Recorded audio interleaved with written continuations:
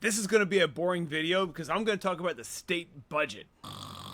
You're about to flick away. Don't do it just yet. I have more to say. Right now, today, there are only 3 states in the entire country that have not come up with an operating budget for their state government. They are Pennsylvania and Michigan and us in North Carolina. Flashback to your high school government class, our elected representatives in the state legislature in Raleigh write an operating budget every 2 years that decides how they're going to spend our tax money. The reason Pennsylvania and Michigan haven't passed a state budget yet this year is because they have divided government. The Democrats control one chamber of their legislature, Republicans control the other chamber, and that forces them to compromise, and that's hard. Though again, most states are able to figure that out. But here in North Carolina, the situation is different. Republicans control both chambers of our state legislature. Democrats are the minority party. They have no part in the process. It's Republicans themselves who cannot figure this out. This is actually kind of a big deal because North Carolina is not some little crackerjack state. We are the 9th biggest state in the country. 11 million people live here. A state GDP of 2/3 of $1 trillion.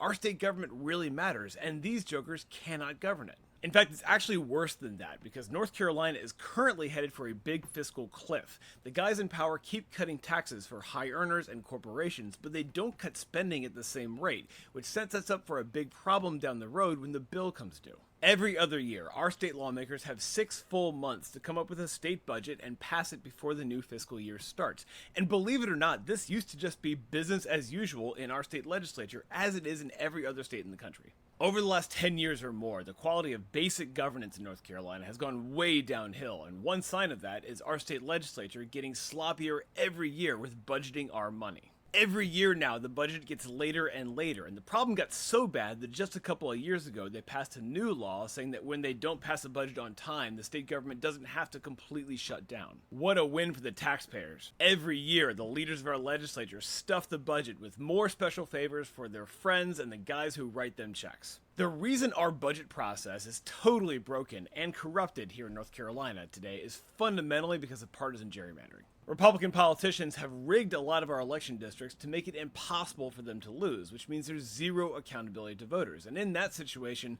there's little pressure to actually govern, and all the incentives are to be as corrupt as possible, which is exactly what we see. And that is why we see record amounts of public corruption in our state legislature today. It's why we don't have a state budget yet, and why we might not even get one this year.